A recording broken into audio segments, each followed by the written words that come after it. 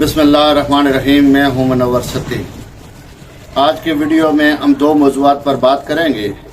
ایک official secret act کے جج نے عمران خان اور شاہ محمود قریشی صاحب کی ضمانت کی درخواستیں مسترد کی ہیں، وہ کن گراؤنڈز پہ کی ہیں، اس کا کوئی جواز تھا یا نہیں، اس پر بات کریں گے۔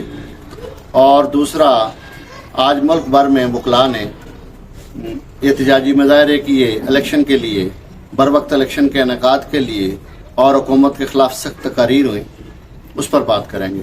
سب سے پہلے ہم آج کے موضوع کی طرف آتے ہیں کہ آفیشیل سیکرٹ ایکٹ کے تحت قائم عدالت نے عمران خان اور شاہ محمود قریشی صاحب کی ضمانت کی درخواست مسترد کی۔ آج عمران خان صاحب کے وکلاء نے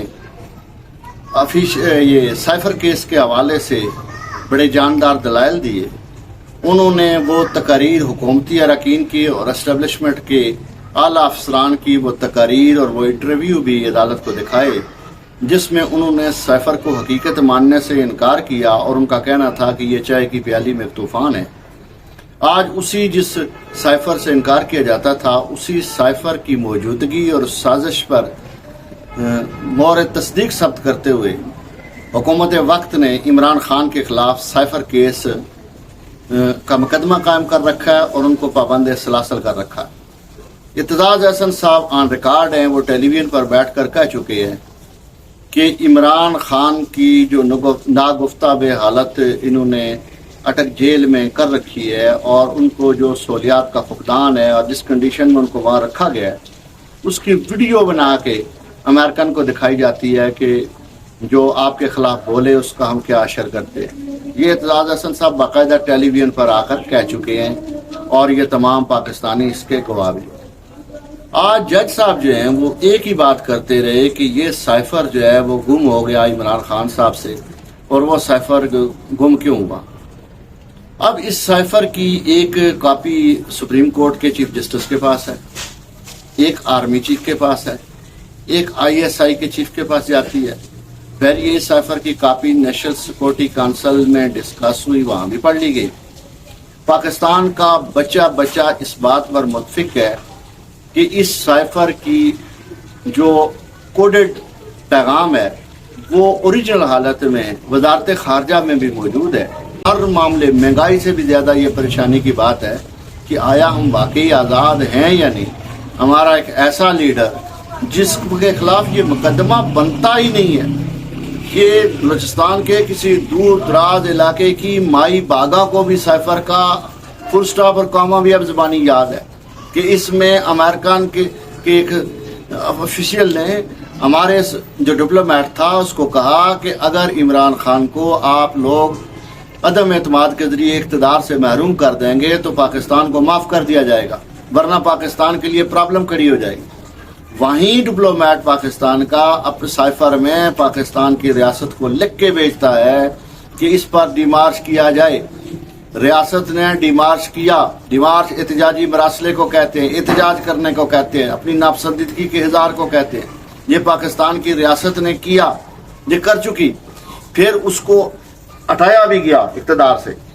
تو بن سکتے ہیں نا، سچا تو کوئی اس صورت میں بن سکتا ہے کہ اگر ہمارے جو ڈپلومیٹ ہیں اسد مجید صاحب، وہ اگر آ کے کہتے کہ اس میں کوئی اتنی سنسنی خیزی نہیں تھی، اس میں پاکستان کی منتخب حکومت کے تختے اٹھنے کی خواہش کا اظہار نہیں تھا، تو پھر تو ایک بات سنی، ہم پاکستانی قوم بحثیت قوم سوچ سکتے تھے کہ عمران خان نے پھر اتنی ہائپ کریٹ کیوں کی۔ لیکن اگر عمران خان حرف بحرف سچا ہے، عمران خان کا موقف جو ہے وہ تمام جتنے بھی شواہد ہیں وہ اس کی طرف جاتے ہیں کہ عمران خان کا تختہ امریکن خواہش پر الٹا گیا، کہ یہ سائفر کیس بنتا ہی نہیں تھا، اس کے اوپر پاکستان کی جنگسائی کی جا رہی ہے، عمران خان کو ٹارچر کیا جا رہا ہے۔ یہ تو وہ ٹوٹنے والا بندہ نہیں ہے، وہ آپ سے نہیں ٹوٹے گا، یہ لکھ لے۔ آپ شرمندہ ہوں گے، آپ رسوا ہوں گے، لیکن یہ کوئی پہلی بار تو ہے نہیں۔ اس ملک کے ارباب اختیار کئی دفعہ پہلے شرمندہ ہو چکے۔ ایوب خان نے ایبڈو کیا تھا، وہ سارے سیاستدان سیاست سے باہر ہو گئے۔ ذوالفقار علی بھٹو نے اپنے طاقت کے نشے میں لوگوں کو اغوا کر لیا، ان کو الیکشن نہیں لڑنے دیا۔ क्या वो पूरी खेप सियासत से बाहर हो गई? नहीं, वो आज भी सियासत में मौजूद हैं, उनकी औलादें मौजूद हैं, वो नजरिए मौजूद हैं। फिर ज़िया-उल हक वो खाना काबा में जाके 90 दिन में इलेक्शन कराऊंगा, नहीं कराए। ज़िया-उल हक कामयाब हुआ अपने?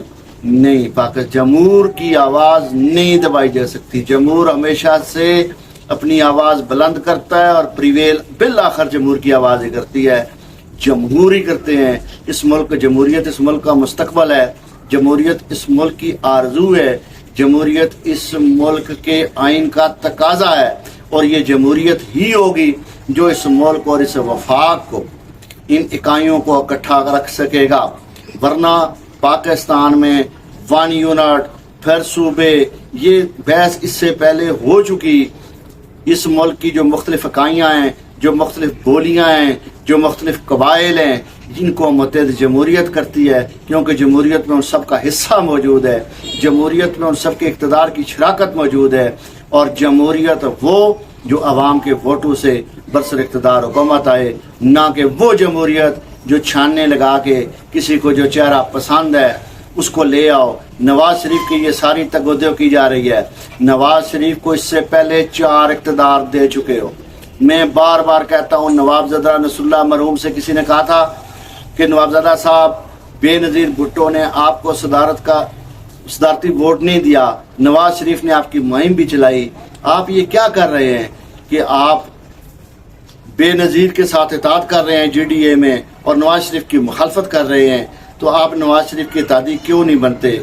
उनका एक बहुत बेहतरीन जवाब था कि बेनज़ीर भुट्टो अगर चाहे तो वो पढ़ी लिखी है, वो अगर चाहे तो इस पाकिस्तान की तकदीर बदल सकती है, पाकिस्तानियों के मुश्किलात को कम कर सकती है। लेकिन नवाज शरीफ मुतालिया से बेदार शख्स है, वो अखबार तक पढ़ता नहीं, पूछता है। वो अगर चाहे भी तो इस मुल्क की तकदीर नहीं बदल सकता। ये कैपेबिलिटी इशू है। ये इसलिए मैं कहता हूँ कि मुल्क को, अगर मेरा फैसला इसलिए बेनज़ीर के हक में है कि नवाज शरीफ मुखलस हो जाए, तब भी वो इस मुल्क की तकदीर नहीं बदल सकता। वो लुटेरा साबित है। वो जिस शख्स को अपनी दौलत का ना पता हो कि 7 बर्रे-ए-आज़म मेरी फैली हुई दौलत कहाँ से आई, उस शख्स को आप इस मुल्क का वज़ीर आज़म बनाएंगे, उसको इस मुल्क का चीफ एग्जीक्यूटिव बनाएंगे, कौमी राज उसको देंगे, तो फिर खुदा याफज है इस मुल्क के मुस्तकबल के लिए इस लम्हे मौजूद में इमरान खान के सिवा कोई ऐसा दूसरा लीडर मौजूद नहीं है जो इस मुल्क को संभाल सके। लिहाजा ये झूठे मुकदमात का ये सिलसिला लपेट लिया जाए। बेहतर ये है कि इलेक्शन की तरफ जाया जाए और इक़्तिदार इमरान खान के हवाले किया जाए। और ये पाकिस्तान पर जो गुलामी का तोक इसके गले में डाला जा रहा है, ये 75 साल तजर्बा करके देख चुके, इसमें से कुछ हासिल नहीं हुआ। पाकिस्तान की condition, economic condition, political condition, ये दोनों चीज़ें बेहतर आने के बजाय उल्टा अबतरी की तरफ गई हैं। लिहाजा अब बहुत ज़रूरी है कि अब ये गुलामी का तोक फेंका जाए और पाकिस्तान भी अपने मफाद में फैसले करे, जहाँ उसको मफाद हो वहाँ फैसले करे। पाकिस्तान 23 करोड़ आवाम का मुल्क है। ये बहुत बड़ी बैन अवी मंडी है, ये इंसानों का समंदर है। यहाँ लोग सरमायाकारी करने आएंगे, बशर्ते के सरमायाकारों को लूटने वाले, सरमायाकारों से बत्ता लेने वाले, सरमायाकारों को अगवा करने वाले, सरमायाकारों के टोंगों पे बम बांध कर, गुलाम हुसैन उनर केस याद है ना आपको, उनसे रिश्वत लेने वाले, ये ऐसे अनासर को सियासत से बाहर किया जाए तो दुनिया भर का सरमाकार पाकिस्तान में भी सरमायाकारी करेगा और पाकिस्तान भी औज सरैया की को छुएगा। इंशाअल्लाह तरक्की करेगा। तरक्की इस मुल्क का मुकद्दर है। इंशाअल्लाह। वमा अलैना इल्लल बलाग।